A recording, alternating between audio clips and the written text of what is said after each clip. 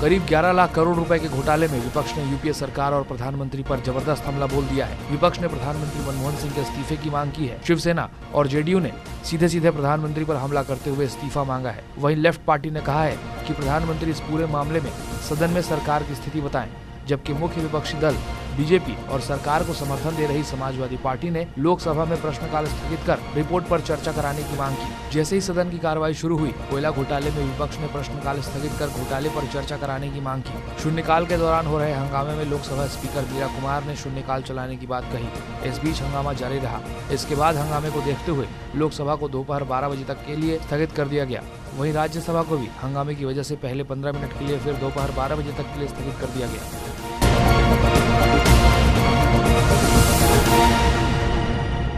आखिरकार ममता बनर्जी की जिद के सामने सरकार झुक ही गई। ममता के भरोसेमंद और सरकार के नए रेल मंत्री मुकुल रॉय ने लोकसभा में रेल बजट पर बहस के दौरान लोकल, जनरल, स्लीपर और थर्ड एसी के किरायों में प्रस्तावित बढ़ोतरी वापस लेने की घोषणा की है। अब सिर्फ फर्स्ट और सेकंड एसी के किरायों में बढ़ोतरी होगी। पहले से जो अनुमान लगाया जा रहा था वही हुआ। रेल बजट 2012-13 पर लोकसभा में हुई चर्चा के जवाब में रॉय ने general, local, sleeper, AC chair car और एसी 3 के किरायों में प्रस्तावित बढ़ोतरी को वापस लेने की घोषणा की। उन्होंने कहा कि इन श्रेणियों का उपयोग देश के गरीब और मिडिल क्लास के लोग करते हैं। भाड़ा बढ़ने से उन पर आर्थिक बोझ बढ़ जाएगा। हम इन सभी श्रेणियों में भाड़ा बढ़ोतरी वापस लेते हैं। साथ ही उन्होंने कहा कि फर्स्ट और सेकंड एसी का उपयोग समाज का संपन्न तबका करता है, जो बढ़े हुए भाड़े का बोझ झेलने के लिए सक्षम है। ऐसे में इन श्रेणियों में बढ़े हुए भाड़े को वापस लेने की जरूरत है। रेल मंत्री ने रेलवे के लिए संसाधन जुटाने के उद्देश्य से आक्रामक अभियान चलाने की बात कही। साथ ही कहा कि रेलवे स्टेशन एवं ट्रेनों में सुरक्षा तथा साफ सफाई के एजेंडों में शीर्ष पर रखा जाएगा। गौरतलब है कि इस रेल बजट को पूर्व रेल मंत्री दिनेश त्रिवेदी ने पेश किया था, जिसमें सभी श्रेणियों के यात्री किरायों में बढ़ोतरी का प्रस्ताव किया गया था। तृणमूल कांग्रेस ने इस बढ़ोतरी का विरोध किया था और तृणमूल प्रमुख ममता बनर्जी के दबाव में त्रिवेदी को रेल मंत्री पद से इस्तीफा देना पड़ा था। रेल बजट की चर्चा की शुरुआत के दिन 20 मार्च को ही सुबह ही नए रेल मंत्री के रूप में रॉय को शपथ दिलाई गई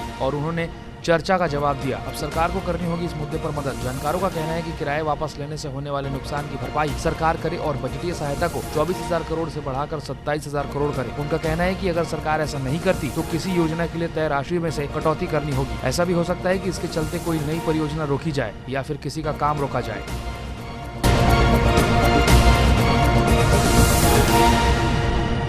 झारखंड से राज्यसभा सीट के उम्मीदवार अंशुमान मिश्रा ने अपना नामांकन वापस ले लिया है। अंशुमान मिश्रा ने कहा कि बीजेपी अध्यक्ष नितिन गडकरी और कुछ दूसरे नेताओं से बातचीत के बाद उन्होंने ये फैसला लिया है। अंशुमान ने ये भी कहा कि उन्हें बीजेपी विधायकों के वोट की जरूरत नहीं है, लेकिन वो बीजेपी की छवि खराब नहीं करना चाहते। वैसे इससे पहले वो बीजेपी के वरिष्ठ नेताओं के खिलाफ बयान दे चुके हैं। इधर बीजेपी ने फैसला कर लिया था कि झारखंड में उनके विधायक राज्यसभा चुनाव में वोट नहीं देंगे। बीजेपी के वरिष्ठ नेताओं ने अध्यक्ष नितिन गडकरी की अनुपस्थिति में यही फैसला लिया था।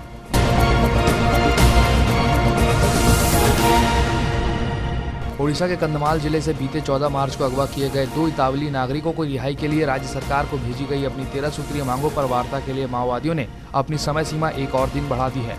वहीं गृहमंत्री ने बुधवार को कहा था कि ओडिशा सरकार ने केंद्र से इस मामले में कोई सहायता नहीं मांगी है। माओवादियों ने एक इतालवी नागरिक को रिहा किए जाने की पेशकश की थी, लेकिन राज्य सरकार की ओर से इस बाबत कोई प्रतिक्रिया नहीं दिए जाने के बाद उन्होंने समय सीमा में इजाफा करने का फैसला किया है। ओडिशा सरकार के साथ वार्ता के लिए माओवादियों की ओर से नामित किए गए मध्यस्थ और नागरिक अधिकार कार्यकर्ता दंडपाणी मोहंती ने कहा, माओवादियों की ओर से तय की गई समय सीमा जो आज शाम खत्म होने वाली थी, एक और दिन के लिए बढ़ा दी गई। दंडपाणी ने यह भी सुझाव दिया कि केंद्र को जेल में बंद 3 माओवादी नेताओं, गिरिडीह जेल में बंद नारायण सन्याल, विशाखापट्टनम जेल में बंद अमित बागची और तिहाड़ जेल में बंद कोबत गांधी को भुवनेश्वर जेल लाया जाए ताकि वो बंधक संकट की निगरानी कर सके। माओवादियों ने अपने कुछ साथियों को रिहा करने सहित उनकी मांगों में से 2 मांगे पूरी होने पर 2 में से 1 अपहृत इतालवी नागरिक को रिहा करने का प्रस्ताव रखा है। उधर उड़ीसा सरकार ने अपने मध्यस्थों से माओवादियों के वार्ताकारों से संपर्क करने के लिए कहा है कि अगर राज्य सरकार बातचीत शुरू होने से पहले हमारी मांगों में से 2 मांगे स्वीकार कर लेती है तो एक अपहृत इतालवी नागरिक को छोड़ा जा सकता है।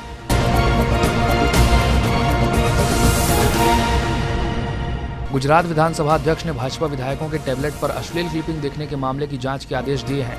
गौरतलब है कि बुधवार को विधानसभा में बजट पर चर्चा के दौरान भाजपा विधायक टैबलेट पर अश्लील तस्वीरें देख रहे थे। कर्नाटक के बाद गुजरात विधानसभा में हुई इस शर्मनाक घटना के बाद बीजेपी की मुश्किलें और बढ़ती दिखाई दे रही हैं। हंगामे के बाद विधानसभा अध्यक्ष ने मामले की जांच विशेषाधिकार समिति को सौंप दी है। मुख्यमंत्री नरेंद्र मोदी के करीबी माने जाने वाले उत्तर गुजरात की राधनपुरा सीट से विधायक शंकर चौधरी मंगलवार को टैबलेट के साथ विधानसभा पहुंचे। सदन की कार्रवाई के दौरान ही चौधरी टैबलेट निकालकर पास में बैठे भाजपा विधायक जेठा भरवा को तस्वीरें दिखाने लगे। वरिष्ठ पत्रकार जनक पुरोहित ने अपनी शिकायत में कहा है कि भाजपा विधायकों ने पहले विवेकानंद सोनिया गांधी, बाबा रामदेव आदि के फोटो देखे और इसके बाद अश्लील तस्वीरें देखने लगे। इस घटना के दौरान विधानसभा में मौजूद पुरोहित ने इसकी सूचना विधानसभा अध्यक्ष गणपत वासवा के निजी सचिव को दी। इसके बाद अध्यक्ष ने लिखित सूचना भेजकर विधायकों से टैबलेट बंद कराया। पिछले महीने कर्नाटक में भी भाजपा विधायक विधानसभा की कार्रवाई के दौरान मोबाइल पर अश्लील तस्वीरें देखते पाए गए थे। कांग्रेस ने बुधवार को विधानसभा की कार्रवाई के दौरान ये मामला उठाया। कांग्रेसी सदस्य आरोपी विधायकों की सदस्यता समाप्त करने की मांग कर रहे थे, लेकिन अध्यक्ष ने उनकी मांग ठुकरा दी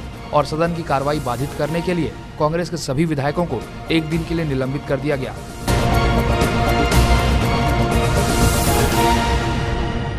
मैच फिक्सिंग विवाद में नाम सामने आने के बाद चर्चा में आई फिल्म अभिनेत्री व मॉडल नुपुर मेहता ने अपने ऊपर लगे आरोप को सिरे से खारिज करते हुए कहा था कि उनका किसी भी क्रिकेटर से कोई संबंध नहीं है। लेकिन पूरे मामले में ट्विस्ट लाते हुए नुपुर ने अब खुलासा किया है कि पूर्व में वो तिलक रत्न दिलशान के साथ डेटिंग पर जा चुकी है। एक रिपोर्ट के अनुसार नुपुर की दिलशान से नजदीकियां 2009 में इंग्लैंड में उस वक्त बढ़ी जब वो T20 विश्व कप के दौरान दिलशान से पहली बार मिली। ऐसी संभावना है कि T20 टूर्नामेंट के दौरान नुपुर होटल में एक बिजनेसमैन के साथ ठहरी हुई थी, जो कि बुकी हो सकता है। सनी देओल की फिल्म जो बोले सोनेहाल में काम कर चुकी नुपुर ने कहा कि मैं किंगस्टन में रॉयल गार्डन होटल में ठहरी हुई थी, लेकिन मैंने किसी के साथ कमरा साझा नहीं किया था। मैं होटल में कुछ दिनों के लिए ठहरी थी और मैंने 500 पाउंड हर दिन के हिसाब से अपना बिल भी चुकाया। मेरे पास साबित करने के लिए वो बिल है। कुछ दिन पहले डेली मेल ने एक खबर छापी थी कि मैच फिक्सिंग के लिए बॉलीवुड अभिनेत्रियों का प्रयोग किया गया। उस खबर में दावा किया गया था कि क्रिकेटरों को फंसाने के लिए बुकीज हॉट मॉडल और अभिनेत्रियों का प्रयोग करते हैं। नुपुर ने कहा, मैं जानती थी कि बहुत से क्रिकेटर उस होटल में ठहरते हैं, लेकिन मुझे इसकी जानकारी नहीं थी कि वे कौन कौन से क्रिकेटर थे। मेरे लिए इसका कोई मतलब नहीं कि मेरे बगल वाले कमरे में सचिन तेंदुलकर ठहरे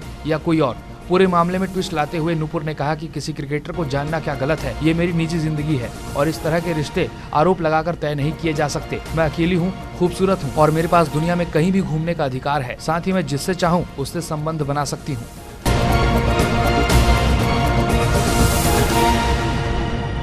शिरडी में साईं बाबा के दरबार में हर साल करोड़ों का चढ़ावा चढ़ता है, लेकिन दर्शन के लिए यहाँ आने वाले भक्तों को मिलने वाली सुविधाओं की हालत चिंताजनक है। दर्शन के लिए कतार में लगे 2 भक्तों की मौत के बाद मंदिर प्रशासन को कटघरे में खड़ा किया जा रहा है। बुधवार को मंदिर परिसर में मुंबई से आए दिलीप चौरसिया की मौत यहाँ की सुविधाओं पर सवाल उठाने लगी है। दिलीप यहाँ मंदिर में होने वाली शेष आरती के बाद काकड़ आरती के लिए लाइन में लगे थे। ये आरती भोर में 4:30 बजे होती है, लेकिन इसके लिए एक दिन पहले शाम से ही लाइन में लगना पड़ता है। कई भक्त लाइन में लगे लगे सो भी जाते हैं। चौरसिया ने भी ऐसा ही किया। जब मंदिर के कर्मचारी काकड़ आरती के लिए दरवाजा खोलने पहुंचे तो चौरसिया वहां जमीन पर ही पड़े मिले। उन्हें तत्काल अस्पताल ले जाया गया, लेकिन डॉक्टरों ने उन्हें मृत घोषित कर दिया। हालांकि अभी तक पता नहीं चल पाया है कि चौरसिया की मौत कैसे हुई।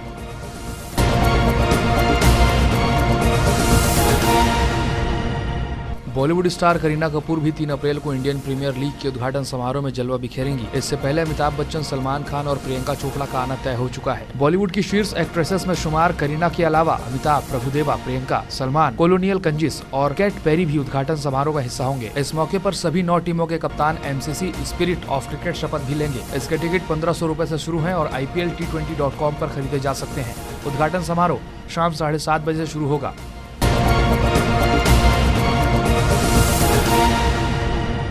YouTube पर धूम मचा देने वाली कोलावेरी डी फेम धनुष की फिल्म 3 30 मार्च को रिलीज हो रही है। इस फिल्म का निर्देशन सुपरस्टार रजनीकांत की बेटी ऐश्वर्या ने किया है।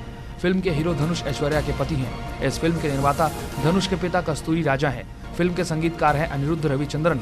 तमिल फिल्म 3 के 31 मार्च को रिलीज होने की उम्मीद है, जबकि हिंदी में डब फिल्म 30 मार्च को पर्दे पर आ जाएगी। 3 ऐश्वर्या के निर्देशन में बनी पहली फिल्म है। फिल्म में धनुष और कमल हसन की बेटी श्रुति हसन मुख्य भूमिका में है। फिल्म का गीत why this Kolaveri D YouTube पर जबरदस्त हिट रहा है। यूट्यूब पर करीब 5 करोड़ लोगों ने इस गाने की वीडियो को देखा है। अब देखना यह है कि फिल्म कितनी कामयाब हो पाती है। वैसे फिल्म समीक्षकों का मानना है कि कोलावेरी डी इसका फायदा फिल्म को जरूर मिलेगा। सेंसर बोर्ड ने 3 को यू सर्टिफिकेट दिया है। ऐश्वर्या और धनुष दोनों इससे काफी खुश हैं।